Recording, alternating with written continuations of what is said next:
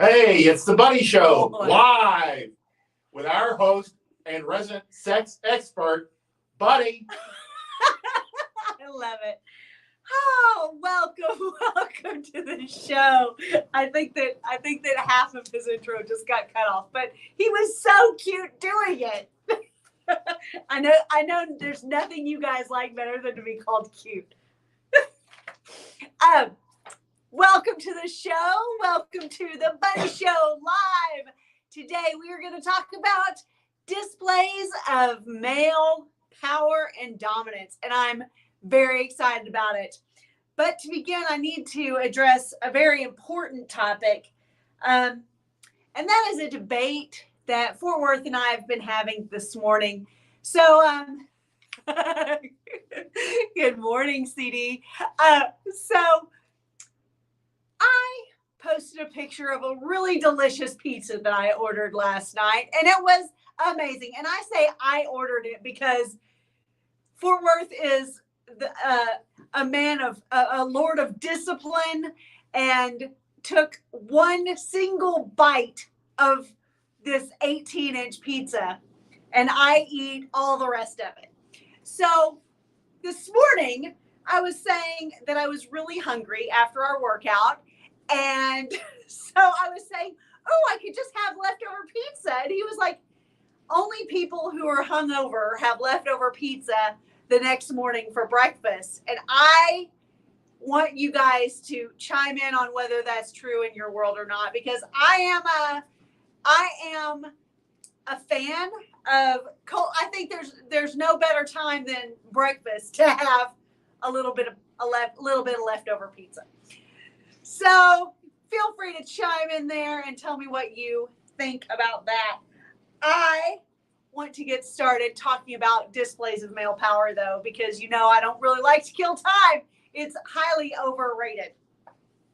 I think that men theoretically know that women respond sexually to displays of male power and dominance, but I feel like a lot of men, especially once in relationship, especially once married, once kids are around, they struggle actually living that life of showing dominance, showing power, being the man of the house truly, and realizing that their wives or girlfriends or significant others respond with the vaginal tingles because of their power and because of their hyper masculinity. So I just want to talk today. I thought it certainly justified an entire show, even if it's just a cheerleading event, to inspire you to be more dominant, more masculine in your life and in your relationships. So when you consider the fact that, and I've been saying it for years, I wrote a book on it, the number one thing that turns women on in men is self-confidence. And there is no better way of showing your self-confidence than to show great displays of male power, dominance, and just a general do not give a fuck attitude about what other people are thinking about what you're doing, how you're behaving, and what's going on in your world. So just a complete self-involvement even that just turns women on. So I want to dive into that, because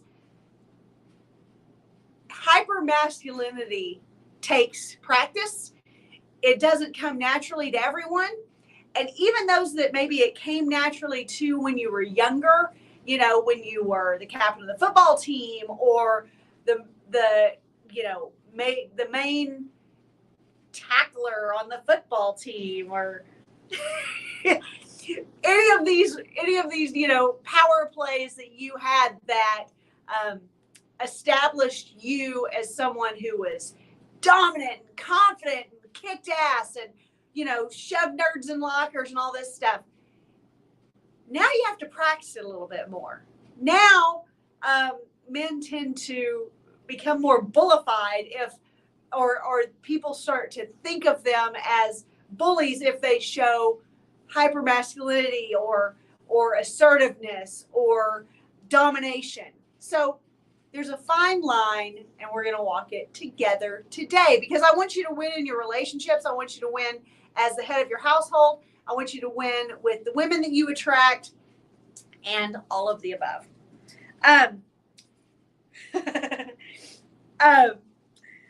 So there's a reason that I put in my notes, and I have to say it. There's a reason that, women get turned on by the hyper masculine, guys in movies or in books. I mean, consider Napoleon Dynamite or Revenge of the Nerds. The girls who are the hottest don't go for Ted and IT. They go for the guy who just like beat the shit out of everyone in the room, or, broke a bottle over some guy's head, or sent somebody to the hospital, broke someone's arm, whatever it is, punched a hole in the wall. They're not going for the nerd. They're not going for Napoleon Dynamite. The hot girls are going for, the hyper masculine dudes, the Jason Momoa or whatever his fucking name is, in all of these stories. It's not because you've done the dishes. This isn't just chore play doesn't turn her on. And a lot of men tend to get into, really fall into this misconception that doing more things for her, chore play, doing things around the house, helping her with the dishes, helping babysit the kids, whatever it might be that your girl is trying to convince you will turn her on, is the exact opposite of actually what wets panties. So leave the dishes. No, the heavens will not open up and, fire rain down from the sky if those dishes sit in the sink overnight so that you two can fuck your brains out. They will still be there tomorrow, and someone will do them. Maybe one of your children or maybe her. But think of the times in your life where your girl has instigated sex with you. Think of the hottest, most just balls to the wall, incredible sex you've ever had, where she was super into it. And then think, was it ever on the heels of you doing the dishes so that she could sit on the couch and rest and relax? Was it ever on the heels of, you massaging her feet? Was it ever on the heels of you folding the laundry?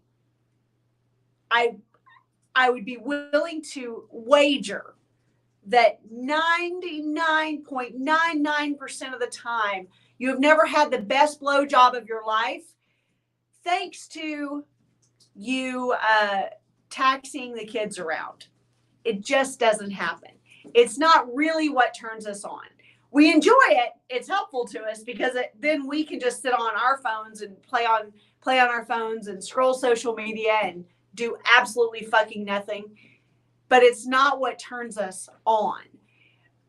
Make no mistake. I need to make a real differentiation right here, that there's a vast difference between the men who turn women on, who get our tingles going, who get our spidey senses, rip-roaring around, and those who oftentimes women will settle for marrying because he's a safety net, he'll be a good dad, he'll be a good provider.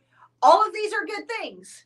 Good dads, good providers, great husbands, all good things. But if you want to have an active, alive sex life for the rest of your life, whether it's with one woman or a rotation of women, then you have to keep a little bit of this badassery going the rest of your life. You can't get soft. You can't fall into a routine or a rut of being boring Ted from IT.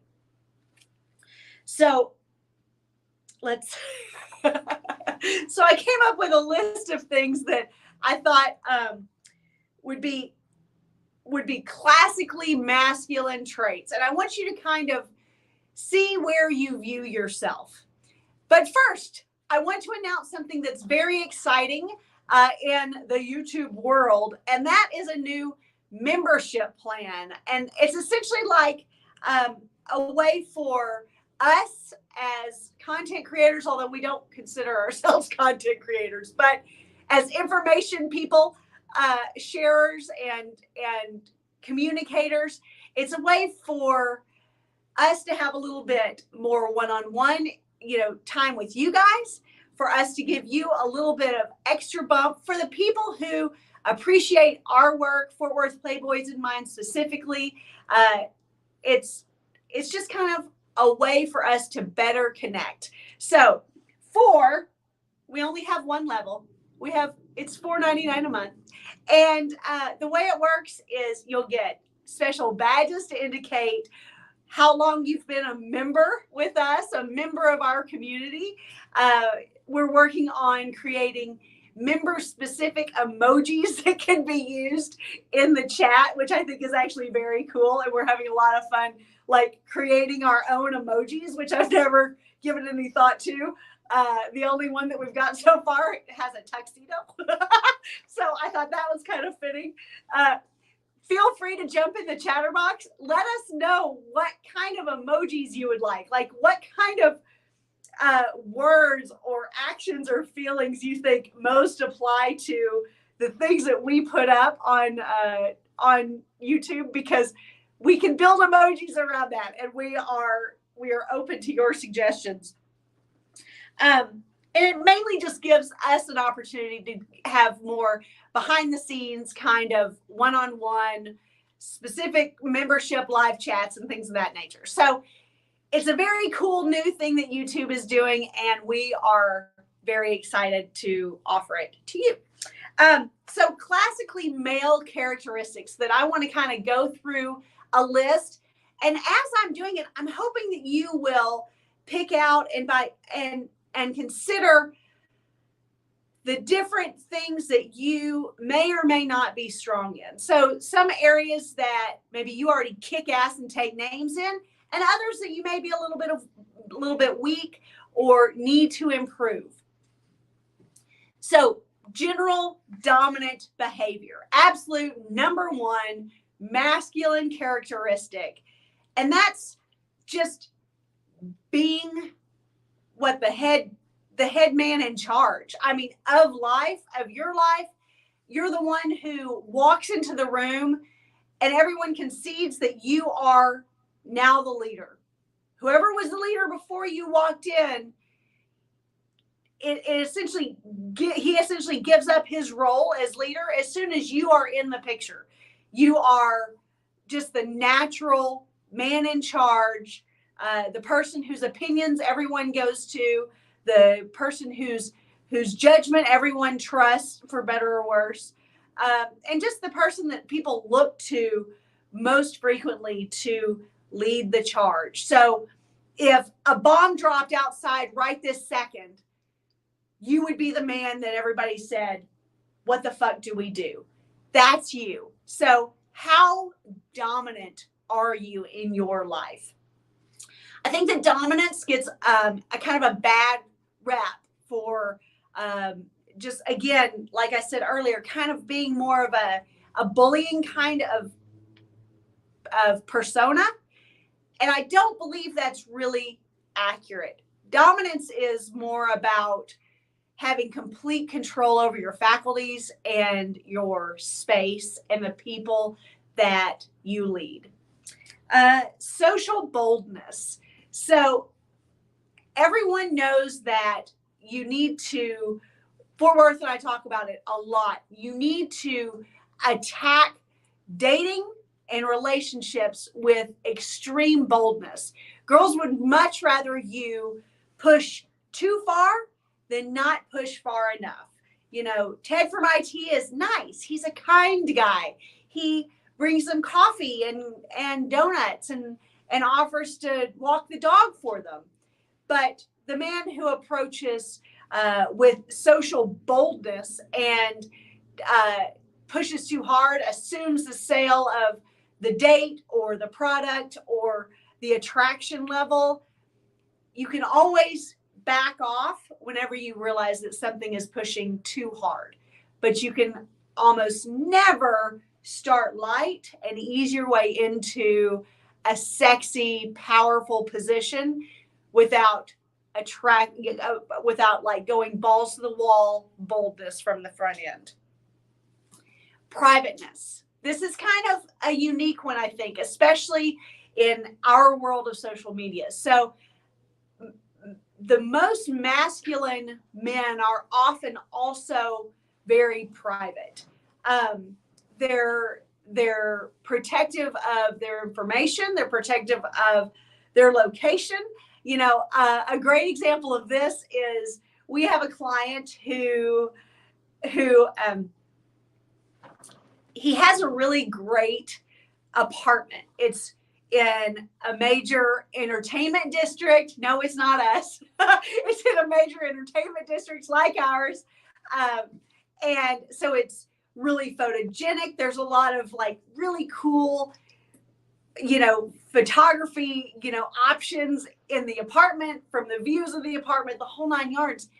And he actually had so many girls running through his apartment and running through his rotation that were always posting pictures when they were there and tagging themselves in their location, that he had to reach out to us and say, how do we squelch this? Because I don't want 20 girls tagging themselves, you know, a month at my place, because that kind of, it's beneficial in a way, but it's not in others. It can cause some drama. It's kind of like we talk about, girls are okay with being in a rotation, but they don't necessarily want their noses rubbed in it. And this, you know, a lot of girls tagging themselves at your place is an example of rubbing your nose in it. So masculinity, masculine men who value their private lives, also, you know, attract a lot of female attention. I mean, the first, maybe 2 or 3 years that Fort Worth and I dated, it was, there are no pictures. There are no pictures. There's no social media. You know, we weren't tagging one another in pictures. We were taking lots of pictures, but you don't share them. And the girls who know better than to do that. Now he laughs because he never posts anything on social media, like on Facebook, because he can count on me to do it and tag him in it. So his feed is genuinely just full of the things that I have tagged him in. You're welcome. Courageousness. Masculine dominant men are confident and courageous. They are not afraid of the fight. They are not afraid to run towards the danger. They are, the greatest example that I've seen in our own life here is one night, Fort Worth and I were coming home from the gym, and we had all of our gear in bags, and we heard gunshots outside, like out in the parking lot. I've never seen this man move so fast as he did.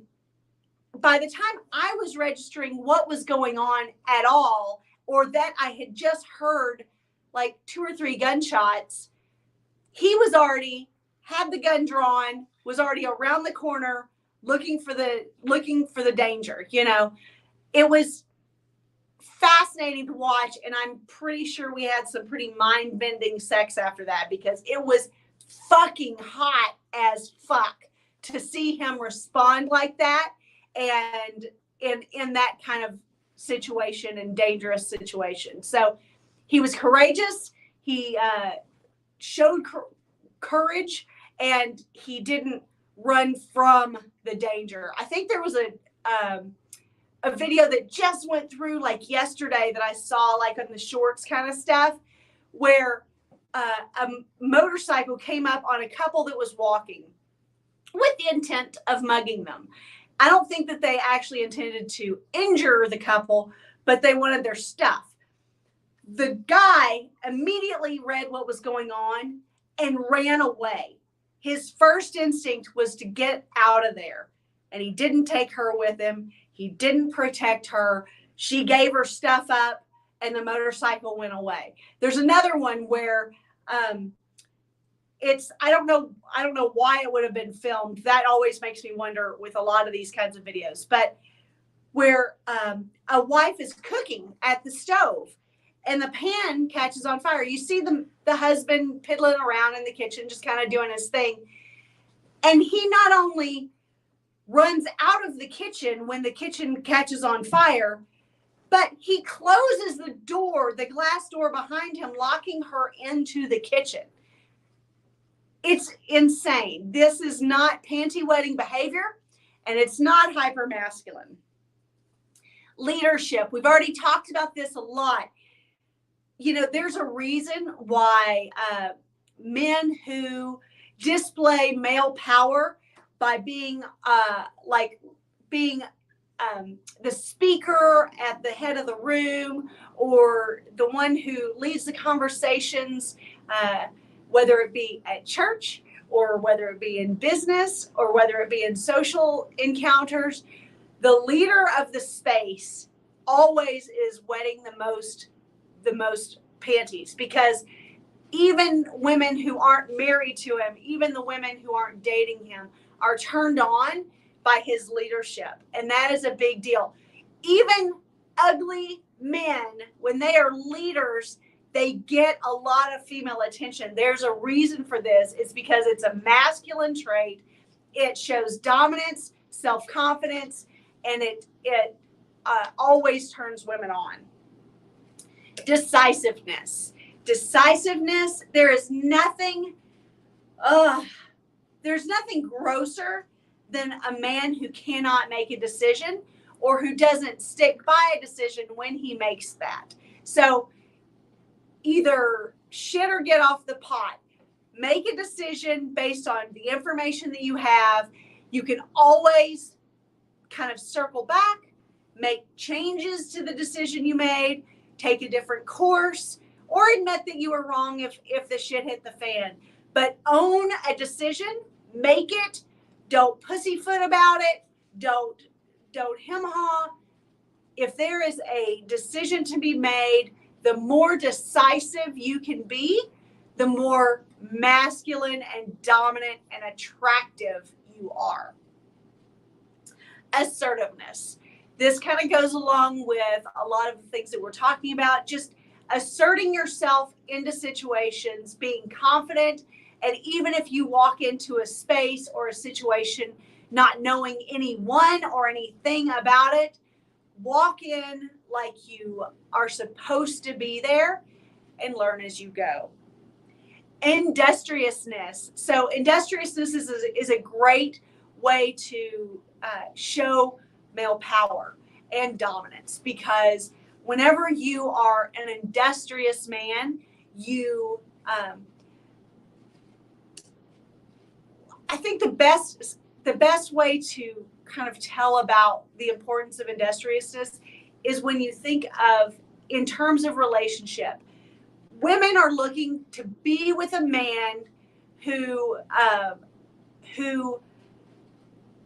protect their livelihood for the rest of their lives. So no woman wants to set up life with a man who they feel like they're going to have to be struggling their entire lives. So industriousness is a very sexy concept, characteristic, and trait to have as a masculine, dominant, self-confident man. Physical strength. There is a reason that men who are male leads in superhero movies, in like action films, are always well muscled. It's never the skinny dude who's kicking everybody's ass. I mean, even like Bruce Lee, who's about as lean a motherfucker as they get while also being strong and powerful, was well muscled. Lift heavy weights. It builds confidence. Pick heavy stuff up and put it down. That is the rule. So physical strength goes a long way. No woman wants to be with a man who, number one, she feels like can't toss her around a little bit in the bedroom. Number two, she doesn't feel like could protect her if the shit hit the fan, if trouble arises. And number three, who couldn't open the jar when she needs it, or protect her in some way if she needs assistance or just protection. Independence. A great way to show your male power is to be independent of other people's thoughts or concerns or ideas about what you're doing. So being independent, not needing anyone, not needing anyone for guidance or for direction or cheerleading or even their opinions goes a long way. Now, this doesn't mean that you should shit on mentors that you have over the years. These have their place. But as a dominant, self-confident man, you need to be independent of everyone else's thoughts or ideas about what you do, say, behave, the decisions that you make. This is an extreme show of your male dominance and your power. Confidence. We've talked this to death. Male confidence, self-confidence is the absolute number one characteristic that turns women on. And it does so because masculine men are self-confident men. Protectiveness. You have to be one who has an air of protection, whether you give a shit about the girl who's with you or not. She has to have the idea and the comfort that if something happened, that she's in the safest hands she can be in right now. Girls are have to be hyper aware of where they are, what's going on, and the dangers around them. This is why we can't walk at night. We can't go for bike rides alone.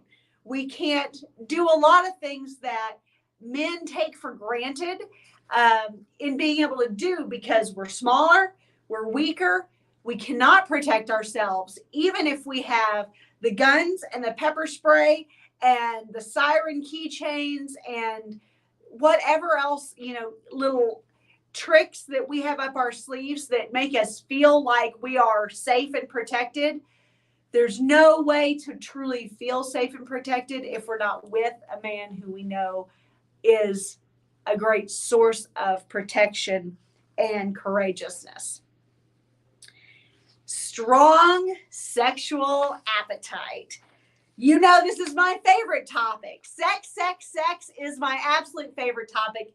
And a strong sexual appetite means that your testosterone levels are high, your confidence is high.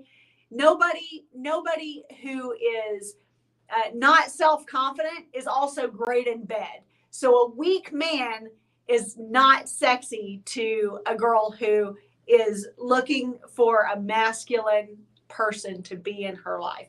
If you want to show displays of male dominance and power, then you have to display your sexual dominance as well. It goes a long way in turning women on. So keep in mind, with all of this that we've already discussed up to this point, for the last half hour, all that has been discussed, you have to also know how to gauge, how to read the room, gauge your responses. And if none of this comes naturally to you, don't suddenly start punching holes in walls just to show your dominance. It doesn't work that way. There's a balance between you showing your masculine dominance and strength and being socially complimentary and acceptable. So beware of pushing too far with too many of these traits all at once if you are in fake it till you make it mode. Okay. So maybe push a little bit of the asshole card a little bit at a time until you kind of reach that happy place where the women around you are being turned on, whether it's a wife of 30 years or a girl you just met at the grocery store. Practice one thing at a time. Look for ways that you can kind of make some of these displays of male power and dominance that we're discussing today a part of your life, whether it's in the office, whether you're reprimanding an employee, or even correcting a peer, whether you are protecting your children or, even a social injustice, whatever ways that you can find in your life existing to amp up the asshole, to amp up the power and the dominance a little bit, to amp up the boldness, the privateness, the courageousness, the leadership, the decisiveness, the assertiveness, all of these things, and just keep adding until you find that sweet spot that works best for you, that isn't also like running off everyone in your social circle and your life. Remember, I love this. So Minstrel Biscay, whore play, not chore play. That's so true, because happy wife, happy life only applies when the happy wife is actually like being able to have opportunity to be subservient and helpful to her strong, dominant husband or girlfriend, boyfriend, however it is that you want to live or are living now. Remember that chore play is not a good way to be. It distracts a lot of men from continuing that sexual male power and always moving towards sex, even under the guise of relationship. So think of ways that you can amplify your hyper masculine behaviors in your own life immediately, and just keep pushing the little asshole envelope a little bit. Take control of your sexual desires and completely turn the women on in your world. And this goes, all of these kinds of things apply to all women across the board in your relationship. So whether you are having sex with her, want to have sex with her, are married to her, want to get married to her, want to date her, or we're talking about something like your mom, your sisters, your aunts, your sister-in-laws, any women in your office, any women in your social circle, any women that you are fucking, all respond to your being a stronger, dominant person in her world. So it will gain you power and it will gain you respect by doing all the things that we're talking about today.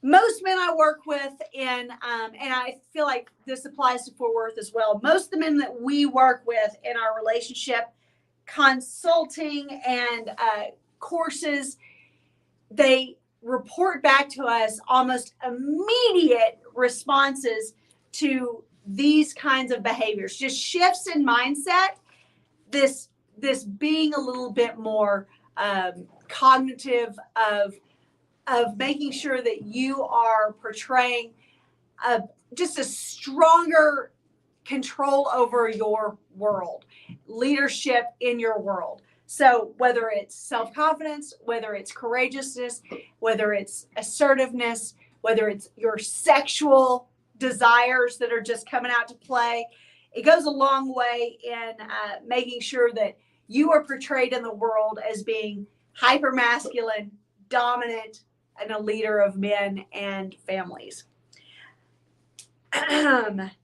If you would like to meet with us, because we do consultations, so either Fort Worth or we both have consult availability. If you would like to, it's in the comment section down below. It's in the description box, how to reach either of us And we love to work one-on-one with your relationship and attraction challenges. Now, I want to move to the next section. You would think that we've talked this out, but we have not. The great thing about this kind of show is we're really talking about making sure that you feel engaged and alive and encouraged to fully embrace your male dominant side. Okay. So men who display male dominance often have several commonalities. There are 5 things, and I'm going to run through them real quick. Some of them you may find as a little bit surprising, because whenever you think of dominance, you think of seriousness and almost an anger, I think, in a lot of ways. So let's start with number 1, aloof indifference. So just being a little bit outcome independent. Even within relationship, even once you've won the girl, you can still have a little bit of aloof indifference to what she's doing. You can play it up, if she's like, well, what are you doing today? And you tell her what's on your schedule. And then she's like, well, don't you want to know what I'm doing today? And you're like, I don't know. You're probably painting your nails or, waxing your eyebrows or something really exciting. Just playing it off and having aloof indifference, outcome independence about what is going on in her world goes a long way in kind of sparking her interest, even when you're in relationship already. Number 2, be a little bit unpredictable. So predictability is fucking boring. And there is no worse way or no better way to kill a relationship and a connection and a spark and sexual interest and male dominance and her view of your male dominance than to be boring and predictable. Boring people do not wet panties. And I want you to always kind of, whether it's changing positions, changing ways you kick up sex, changing foreplay in sex, whether it's changing the patterns of behavior, changing that you always have coffee at this time and you always exercise at this time and you always have sex at this time and you always work at this time and you always read in your study at this time. Don't allow yourself to be a boring human being. It is not a dominant pattern of behavior. Now, granted, some of the greatest leaders of the free world in all of history have been men of great control over their schedules. They've been men of habits and just regular patterns of behavior. But what wets panties is a little bit of guesswork, a little bit of unpredictability. So I want to encourage you, have your thing that makes you excel and feel the most productive in your world, but also understand that a little bit of unpredictability goes a long way in others' views of your male power and dominance. Number 3 is control. Women hate men that they can control. They literally hate them. Now, this is counterintuitive because about the time the wedding ring goes on and the vows are said, she starts trying to control him. But this is a shit test that she does not want you to pass, okay? She does not want you to fall to the test that she's throwing your way and the ways that she's trying to control you. So don't be a man that your girl can control, and it's better for you and it's better for your life together, and it's better for the women in your life as well. Number 4, be overflowing with relaxed self-confidence. So again, I believe the listing that we've been talking about and all of the kind of characteristics and traits that we've already discussed, they all kind of tend to take on a little bit of tension. They, in a negative way. It's almost like, I've got to be strong. I've got to be courageous. I've got to be powerful. I've got to be assertive and dominant. But really, think of the most confident men you know. Think of the most confident men in movies, the way they're portrayed. I'm picturing, Richard Gere in American Gigolo, when he's on the bar and he's leaning against the bar and he's got that posture, that what's it called? Pesto? Contraposto. You asked me. Constrapo. Constrapo? Yeah. Is that right? I feel like we're mixing up our terms. We got it. Okay, so think of the statue David. Think of, being relaxed. You're so self-confident. You're so unconcerned about what the room thinks that it's actually drawing more people to you. So have a relaxed self-confidence, and that shows great displays of male power, because you truly are being powerful in your lack of give a shit about what anyone else is thinking. Number 5, playfulness. We talk a lot about being the fun guy, not taking yourself or others too seriously. And this is not about being the court jester. This is not about being the class clown. This is strictly an attitude that you do not give a fuck what anyone else is thinking, and you don't take yourself or others too seriously. So, I also am not a fan of self-deprecating humor. It's not sexy. I always have to tell the story of the man who told a bartender one night when he was drunk that he's hung like a light switch. And the bartender and I looked at each other like, oh, God. The bartender just said, sorry, dude. And I mean, I can't get that image out of my head when you think of the way that men set themselves up for absolute failure, just in their self-deprecating humor. Don't do that. But don't take anything that the girl in front of you is saying too seriously. Don't take anything that the teenagers in your life are saying is too seriously. All of this can be laughed off because your wife is the biggest teenager in the room. Your girlfriend, like Fort Worth likes to say, she, dropped her coffee this morning and then she caught the side mirror backing out of the garage on her way out, and she bumps every curb that she ever encounters whenever she's trying to park or drive. Pardon me? I'm agreeing. Oh, so don't take her too seriously. It's not sexy. Be playful, be fun, show girls a good time. Fort Worth is great about this. In when he was running rotation in particular, that he knew that the girls who were going out to meet him for a date had a rough week. They'd been probably, been attacked by their boss in some way that day. Their kid was throwing a fit on the way out the door. The babysitter was running 15 minutes late. She had a flat tire when she woke up this morning.